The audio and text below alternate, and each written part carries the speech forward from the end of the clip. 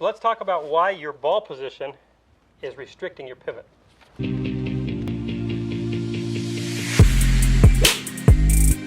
All right, Milo, this is a topic I wanted to bring up because I've seen ball position play a big part in some of the struggles we've seen with our students. Ball tending to be too far back is one I would say that's the most common. Yeah, the ball creeping back in the stance, and then because the ball's really back in the stance, there's some reactions that happen due to that issue, right? Yeah. So let's just talk about that. So if I set up to this ball and my target's out there, and I get the ball where it starts to get more on the right side of my head, like this. So I'm going to aim you at the our lesson tee on the other side. Okay. I think that's about perpendicular to the camera here. Okay. So I'm lined up there, and now you can see where my ball position would be. Let's get this right on about 90. Does that look good to you? So that looks about 90. I'm going to move it away so I don't hit it in the hosel if I decide I want to hit that ball. Okay. Now you can see that ball position is moved toward the back of my stance. Okay. And I hear this a lot when I talk to players and I ask them, where do you play your wedges? And they tell me, in the back of my stance. Because they think that's going to create that piercing, tour-like wedge that they're looking at, searching for. Yeah. But usually what it creates is either really steep or really scoopy. Yeah, I actually tend to see people that move it that far back, they actually hit it pretty darn high with a wedge. They'll do a little of that action. If that ball is back in my stance like this, and I was to make a nice turn, nice pivot into the ball, Henry, where's that ball going to start based on that? At those houses over there on the right. Pretty far offline, right? Yeah. So that's the first issue I'm going to have. Well, if I hit 5 or 6 of them over there in a row, and I decide I'm going to keep this ball position, how am I going to get it started on line? Right. I think of it like in terms of like baseball too, right? Okay, so you got a pitch coming at you, and if you hit the ball that late in the strike zone, I'm going to hit somebody in my dugout. Right. Even the home run hitters, the ball, if they're making a hit that's more center field, let's say. It's out here in front of them. Exactly. They're catching it basically what is still in front of slightly their center. Yeah. So I like to think of ball position too in our center, not just in reference to our feet. I don't look at it based on feet all that much. I look at ball position more based on my torso. Right. Because what can change?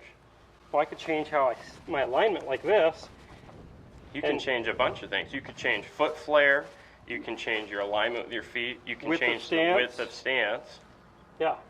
So that width of stance right there, but I'm still out in front of it. Right. With my torso. That's going to make it very tough. Generally what that leads to is a player starting to stall their body, flip the hands to get the face back on it and get the ball to start straight. So they were trying to hit the ball lower, they end up hitting it just as high as they did before, only a different way. Yep. If you're going to have it a little back, you better have a super open stance. That's all I got to say. Yeah, for sure. We do see players who do play it way back, like Bubba Watson. He appears, when he's setting up, he appears that the ball's way back here in his stance, but he's set up like, he's going to hit it toward where we were talking about, but he's set up like he's going to hit it 50 degrees left. He's way open. Yeah. And Zach Johnson, for example, with his wedges, he has it pretty far back, but his feet are pretty far open for a wedge shot too. So that is a matchup you could use. You could play it way back, but stand really open. Yeah. Not my preference, but it is a matchup if you want to go that way. Mm-hmm. So you've talked about how the ball position being back, might make it difficult for you to rotate because if you did rotate, you'd hit it way out to the right. Okay, so let's talk about what we'd like to see, where you would like to see the ball. Okay, so generally with an iron, where I like to see the ball is somewhere on the left side of my buttons on my shirt. So over here on my left pec, which tends to be kind of in line with my left ear, that would be kind of my stock. And you can see that ball position from the camera angle looks like it's in the front of my stance, I'm sure. Go ahead, set up again. And just visually speaking, because golf is such a visual sport, if this is your left eye here, which is about maybe on the ball. Pretty close, yeah. To me, it's set up. It always appears like, maybe wedges, the ball's on my left eye, but it always feels like my eyes are slightly behind the golf ball. Just a little. So I feel like the ball's right about there. Yeah. Looks like it is. But I look at it more based on my chest. So when I'm set up here, the left side of my chest is kind of on top of that stick. Now, one of the things that you and I talk about is that if we're off, we tend to both hit maybe a little block or a little bit of a overdraw when we're trying to hit fades, right? So the one thing we look at immediately is what? Ball position. Yeah. If the ball starts creeping back, I start pushing it to the right. Yep. Or actually hitting draws, and I don't draw the ball very much, so Right. move it back forward. So that's one thing that I think can pop up once in a while is, and this is why little stations like this are great to practice with, right? And this is something the pros are always working on, you know, whether it's their grip or ball position, like sort of these fundamentals, we would like to call them, right? But this is really important because it can really dictate, you know, how you're going to move through the golf ball, right? If it's too far back, you're going to change some things. You're going to compensate for it. Yeah, you have to. And visually, like I said, it's going to look different to you. If I put it back here and my goal is to hit it at my target out there, I am definitely not going to hit it with this motion, because if I do, Oh, yeah. it's super low, super right. But see, if you were aimed way over there and did that, It would've been okay. It probably would have worked, so. But then if I make the exact same swing and I move that ball back where I want it, so it's back toward the left side of my body, now that same swing, You hit me with a tee. and the ball went exactly where I wanted it. Now, what might you do if we do get a little bit off and we start moving it a little too far back? What would be the opposite? We could maybe move it a little extra forward just to Sure. kind of. You can move it where it's almost too forward, play it off your left heel, like a three-wooder driver. This is actually a drill Lee Westwood's done his whole career.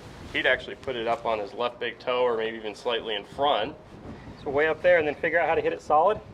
and figure out, yeah, how to hit a ball that starts somewhat straight and cuts. Yeah, it's a good drill.